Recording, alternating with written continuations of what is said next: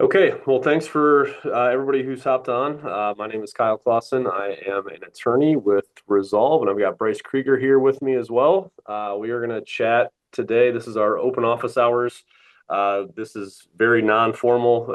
Everybody who's listening has a chance to ask questions, whether that's via chat. You can hop on and use your video or audio as well to do that. Today, the topic is non-competes. We're happy to go into other things too if there's other questions, but we're going to try to focus on that as much as we can. As always, we are not going to be giving out specific legal advice to any of you on this. We would need to obviously take a look at your specific situation and contracts to do that. But it is a chance to talk generally and get you guys ideas and concepts to think about. So with that as kind of the backdrop for today, Bryce wanted to talk just a little bit on non-competes at a very high level. Um, the FTC, I think, is what people paid attention to about a year and a half ago. Give me your thoughts on that. Let everybody know what happened with the whole FTC ruling or attempted ruling. Yeah. Well, unfortunately, it didn't get far. It got shot down, I believe, down in Texas by a federal court. And so currently it's not applicable nationwide as much as we wish it would be. Now we are still seeing benefits, right, statewide with regard to, different states coming out banning non-compete. So there is a movement still in the right directions for physicians, but nothing right now in terms of a nationwide ban. Hmm. Yeah. Yeah, it was the FTC rule is very broad. It wasn't just for physicians, it was for pretty much everybody. And so that I think was part of the reason on why that got struck down, but it has created discussion around that, and also has pushed a lot of different states into enacting their own statutes and rules. Um, as of today, that landscape continues to shift and change. There's roughly maybe a third to a half of the states now have either a ban on non-competes and or a partial restrictions on those, and so there's some details in the weeds there. But Bryce, give us kind of when it's not a full outright ban, what are some states doing, and kind of what mechanisms are they leaning on to limit non-competes for physicians? Yeah, we've seen a variety of different ways and mechanisms that states are either limiting or banning non-competes. Sometimes it's based off of income level, right? Maybe having it enforceable for those that are of high income earners, and there's a certain threshold, and that's going to vary based off the state. Sometimes it will be based off of how termination happens, right? If it's the employer terminating without any type of cause, may not be applicable. We've even seen some states implicate a mileage radius, which for some states I think it can be simple, but larger states, having the same mileage radius for everyone is a little bit different. But I mean, again, I'm not going to have any issues with any type of limitations with those non-competes. But radiuses, termination events, sometimes length of those non-competes, all of that are factors that states are looking at to try to limit these non-competes. Hmm. Yeah, so as a general rule, just to back up, maybe we jumped ahead here, but if non-competes are not banned in a state, right? So if it's not an outright ban by statute, then the question is whether or not it's reasonable. Okay, and so if it's reasonable based on a couple different factors, the time period, how long post termination are they restricting you from practicing? If it's reasonable in geographic scope, meaning is it 5 miles or 10 miles or 100 miles, right? A court is going to look at whether or not that factor is reasonable. And then also what it's restricting you from doing. Is it just the practice of medicine? Is it any type of employment? Is it limited to inpatient or outpatient services, right? I mean, those are factors to think about. And then also whether or not there's exclusions like Bryce talked about, meaning does it apply in all termination instances? Does it apply if you're terminated without cause, or if the practice gets bought out, if you're in private practice, or there's a merger that happens, those terms need to be reasonable as well. And so, for the majority of states, and I don't know where people are practicing that are on this, but for the majority of states, that's still the general rule. They're going to look at it on a reasonable basis on all those different factors. If there's a ban or a partial ban, a lot of times it's on those factors again, like Bryce talked about, where they may say, well, you can't go beyond 2 years, for example. That's going to be struck down, but anything under 2 years, we're still going to look at it if it's reasonable. You can't have this for people that make less than $350,000 a year, right? And so then your income becomes very important. Or you can't apply it in a merger acquisition situation, right? So those are all the factors that you're going to have to think about, and each individual document is going to be really important to look at. We see variances in these all the times by state, by employer, even within different employees within an organization may have different terms in them. And so, again, your specific situation is going to matter a lot on whether or not a judge is going to think it's reasonable um, to uphold the non-compete.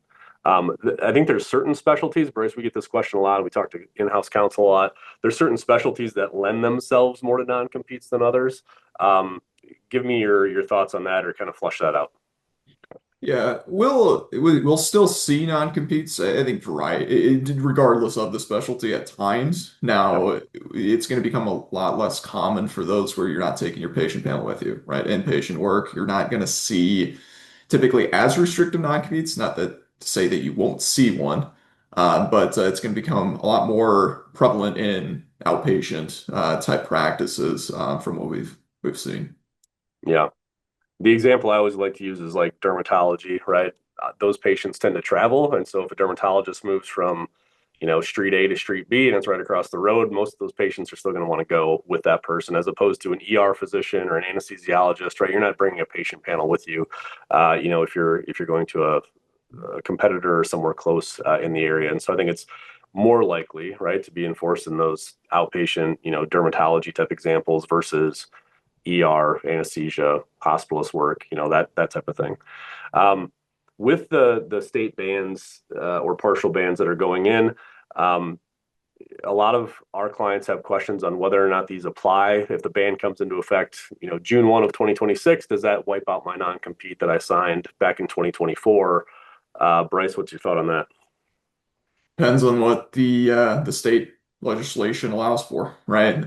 Some will be retroactive, some won't be. So that's why it's always important to double and triple check as to whether or not those laws are actually going to be retroactive and whether or not that still applies. Hmm. Yeah.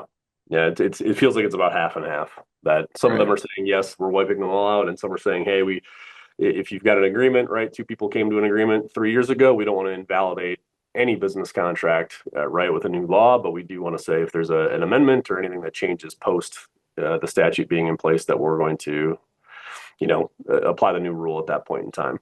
So um, that's kind of the general backdrop on non-competes.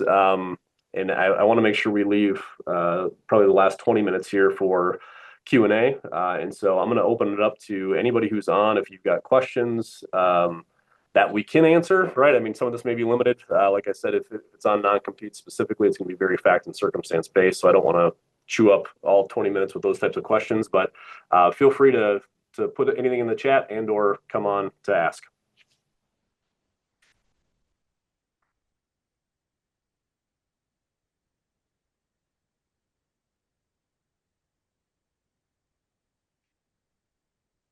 And also, while you're thinking of your questions, Katie did just put a blog article that we put up on this topic where it does get into some of the state specific detail if you guys want to check that out.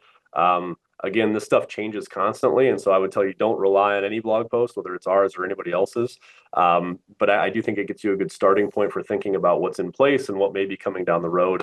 There are a handful of states that have pending legislation right now that they're waiting either for a governor to sign off on, right, or to move through their congressional process. So again, good starting point with that new blog that Katie posted, but also please double check these, right, because it changes. It seems like daily right now.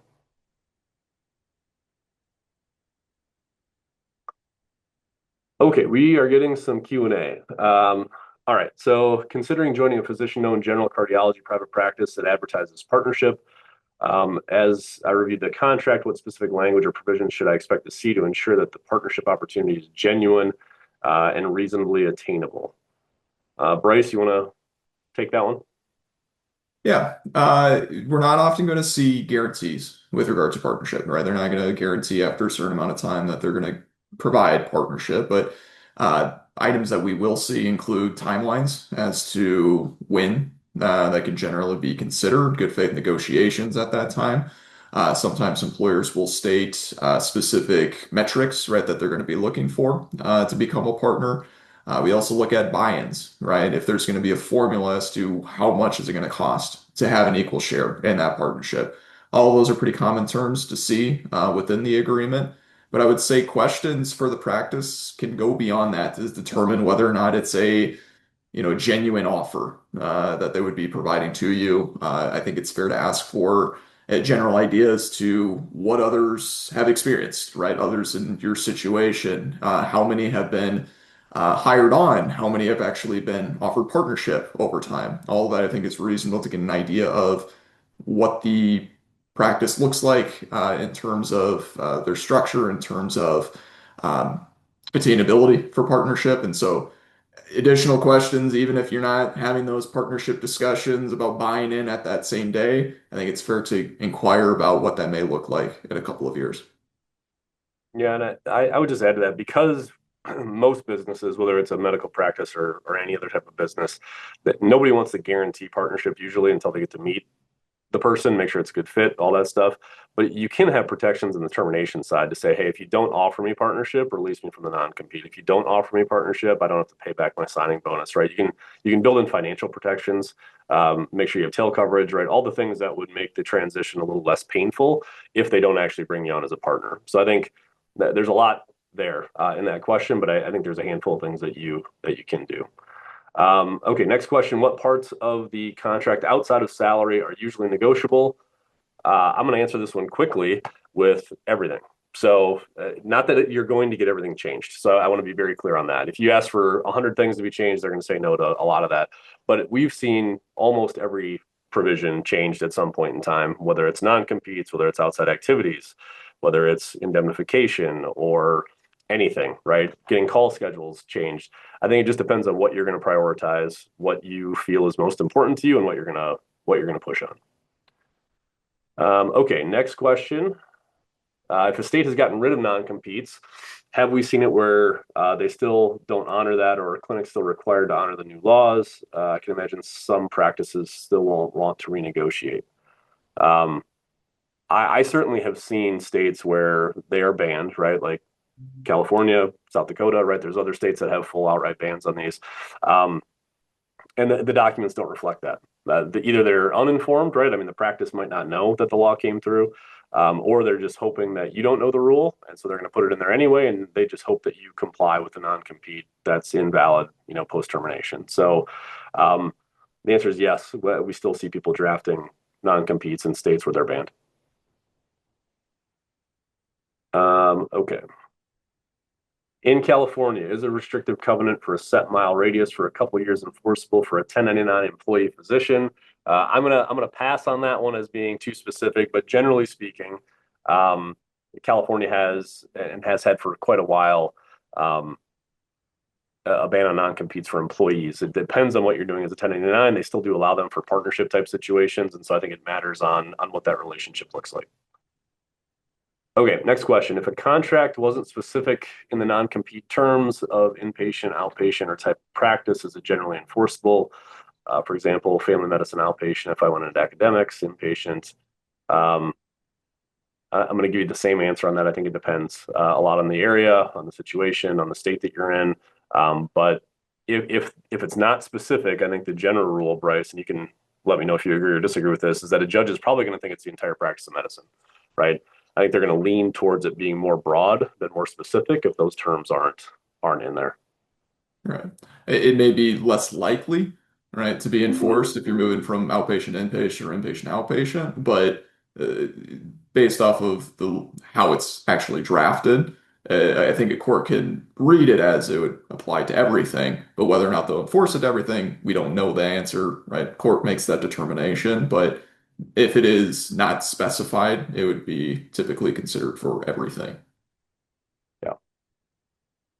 Okay, this next question is really good because there's a distinction here that I think people need to know about. Talking about non-competes and whether or not they apply just while you're working or if they apply post-termination. And so for me, that's a distinct term difference, kind of a terminology issue. So a ban of while you're working um, is usually kind of an outside activities prohibition, right? You're not supposed to go to work for anybody else. No locum shifts, no consulting, no moonlighting, none of that stuff. And then also the non-compete is on top of that. And the non-compete applies both during the term and also post termination. Um, Bryce, what are your thoughts on kind of those two different caveats? Yeah, a little bit of double dipping, right? If it's a non-compete during the term of the agreement and then there's an exclusivity clause, that exclusivity clause and non-compete can be waived if you get sometimes approval, right, from the employer in those situations. But either way, even if you have a non-compete during the term of the agreement, if you have an exclusivity clause on top of that, it's broader, right, than just that non-compete where it's a certain radius. If you have an exclusivity clause requiring approval for any type of outside work, and so. Yeah, many times, right, the non-compete, what we're talking about would be post-termination, right? That's really the part that many physicians have an issue with, but of course that applies during the term too. But often you have to check for those exclusivity clause on top of that. Hmm. Yeah, so kind of two different sections of the contract that you want to pay attention to. Okay. Unrelated question to non-competes. Hospitalist medicine in Southern California. Our hospital was bought out by a larger healthcare system a few years ago. Contracts up for renewal. Um, Language in the contract has changed, which would be very typical, especially if there was an M&A. Usually, anytime there's a merger, the new in-house counsel, right, wants to shift all the employees to their template or their model, and so that wouldn't be surprising. The big change was an at-will employment for full-time employees and a 30-day without cause termination. And the group wants to renegotiate that. I mean, yeah, I termination clauses, Bryce. What's the normal time frame that we see on termination? Yeah, full-time employment, usually anywhere between 60 to 120 days. 90 days is a lot of times that sweet spot for many, but sometimes it can extend even beyond that, 180 days at times, but usually within that 60, 120 day range. Hmm. I don't think, just to go back to this, I don't think that it's a huge red flag in and of itself that there is a termination without cause provision because that's pretty industry standard.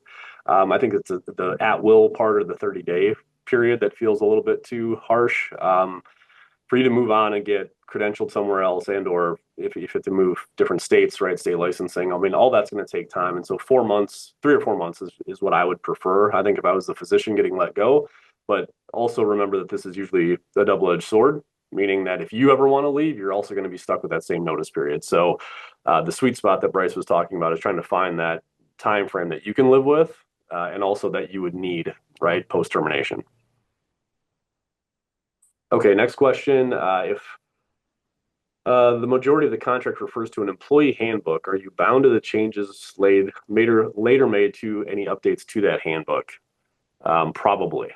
So if they're incorporating a document by reference, whether it's a handbook or policies and procedures or faculty handbook if you're in academics, um, those documents that are almost like an exhibit, and if they can modify the exhibit at any time, you're going to be bound to those terms. Obviously, you're going to want to be aware of what's changing, and so we like to see language that says if you're going to modify it, right, you've got to give me 30, 60, 90 days notice, preferably the same time period that they would have to terminate the contract under. So that way, if you don't like the change, you can start to move on and have some protections with the old terms while you do that. Any contracts that have a severance clause in case the practice closes or lets you go for no reason. Bryce, are you seeing many severance clauses? Only if there is no notice that's provided, right? Usually there's either a trade-off. It's either they give you however much time, all right, 90 days notice, 120 days notice to terminate. Sometimes they have a severance clause where they state they can accelerate that, make that effective immediately, but then require, right, that we pay you 90, 120 days compensation. And so normally not much in terms of additional compensation above what they're required to give you during that notice period. Mm-hmm. Yeah, Now, I agree. yeah, I'd also be careful. Sometimes there are clauses for the notice period where if you give 90 days, there will be a clause where the employer can accelerate that, and they wouldn't have any obligations to you beyond the new effective termination date without any severance. And so be careful with those types of clauses. In those events, we'd want to see, right, severance if they're going to accelerate your notice period. Mm-hmm. Yeah, I agree. Okay, another question. Is it true that Kaiser attempts to impose non-competes even though California bans non-competes? I hear Kaiser does this, but not sure if these are just rumors. I'm not going to speak about any specific employer on this or really, I mean, any situation like that. Going back to not only that, but also there's another anonymous question above about California. Um, because California is one of the states that does have a statute on this, it kind of goes back to the statement I made earlier that even if there's a statute in place, it doesn't prevent an employer from putting that in the contract. The only question is whether or not it's enforceable when you would leave, right? And so when you leave is the kind of the point in time they're going to look at to say, hey, is there a statute? What's the current rule? And so it could go the other way, I suppose, in theory, which is why employers put this in that if there's a ban today and then there's not a ban, whatever, 3 years from now, that they may somehow get the benefit of that. Um, but I would say that you're going to have to analyze your situation specifically in both of those to know what your contract says, what your employment status is. If you have any type of shareholder status, that changes the situation in most states. So I would say just be very careful on it. Previous question: can we be successful in negotiating the language to be changed? Um, my answer is generally speaking, yes. Right. I mean, most of the contracts that we see have some adjustments to them through the negotiation process. I think if you're in a group, you tend to have more leverage in that situation. But obviously, just like you guys don't guarantee anything to patients, we don't guarantee anything to clients either because we just don't know. Right. Every situation is different. So I don't think it hurts to ask and to go through that process, especially if it's an important point for not only you but your colleagues as well. And then Dr. Chowdhury asked about being on a J1 waiver with an H1 sponsorship. Does it change that? I forget the first question on that. Let me go back and see. This is the private practice question, Bryce. So J1 or H1B physician that's going into a shareholder type position. I would assume maybe on a waiver, right? A J1 waiver initially. Any thoughts on that? How that would change the situation? Um, Not necessarily in terms of well, language within the contract, right? It may push back the timeline to be after that 3-year commitment for the J1 waiver. But regardless if it's a waiver contract or not, or H1B sponsorship or not, you can still see those terms within your contract. Just the timelines may end up being different. Yeah, I mean the thing that would change for any J1, whether you're on a partnership track or not, is that there's depending on program, right? If you're going through a Conrad or ARC or whatever the sponsoring program is on that, there may be certain contract clauses that have to be in there, and your immigration attorney will walk you through that. But certain programs don't allow for non-competes. Certain programs have to have liquidated damage provisions. All of them are supposed to be paying roughly at fair market value. So just knowing what that looks like by program, I think will be the question for any immigration questions that would flow into your contract. Okay, good questions. We've got about 7 minutes left on this one. Any other thoughts or questions that we can try to answer?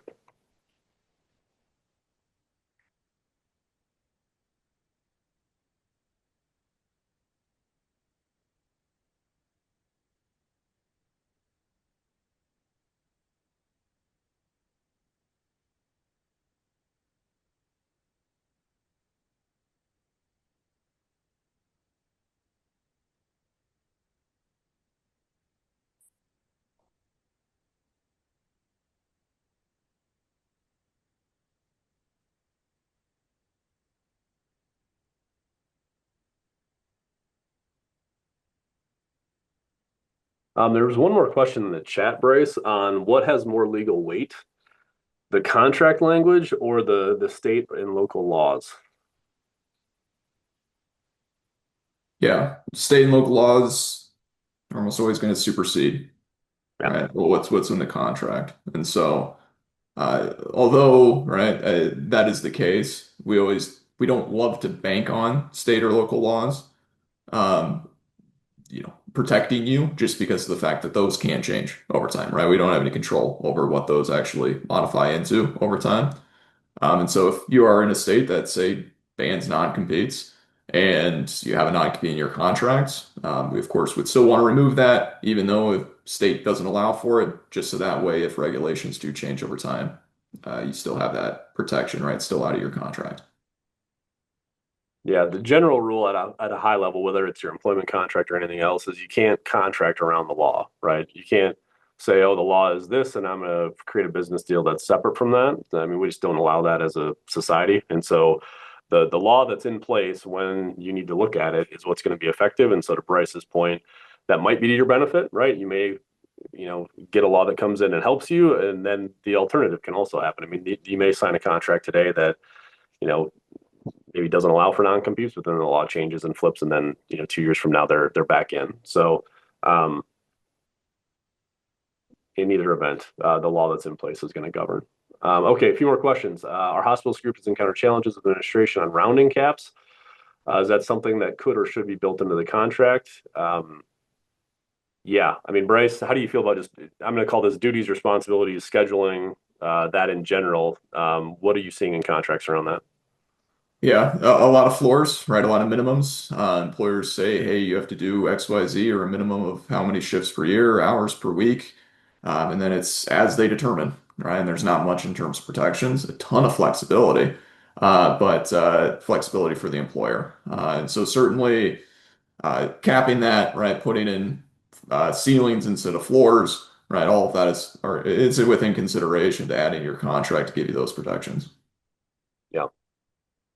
Probably the biggest and one of the most frequent areas that we hear, from clients causing burnout or problems is around scheduling call, right? All that stuff. It's not usually that you're not being paid enough. It's almost always that they're not providing you what you need to do your job the right way, or they're asking you to do too much. So we think that definitionally can be solved in the contract, and it should be. So I would encourage you and the group, right, to try to push on that. Hi, Kyle. Oh yeah, go ahead.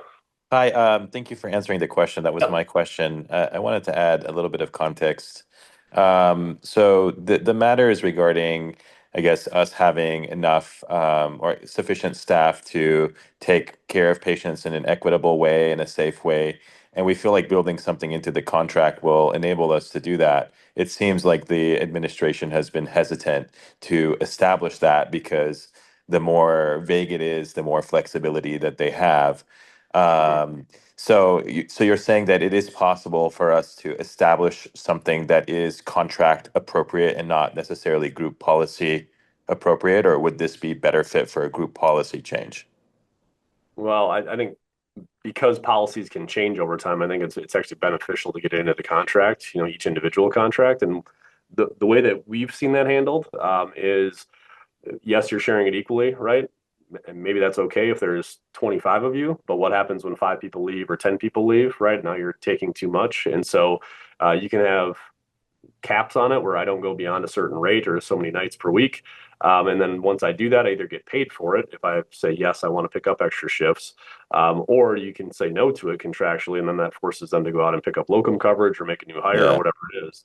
But that, yes, you can solve it via contract.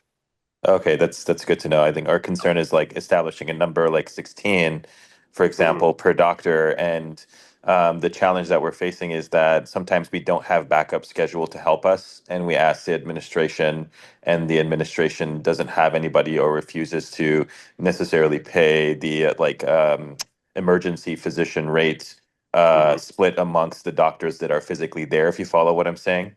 Yep. And we find that to be unreasonable, but we also find that to be something that we don't really have a ground to stand on, as there was no protection in the contract for us. So, hence the question. The question.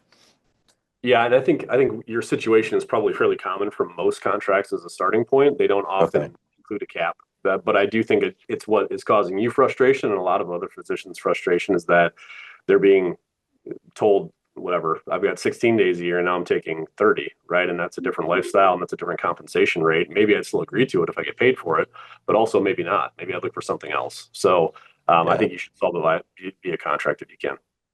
Thank you. Yep.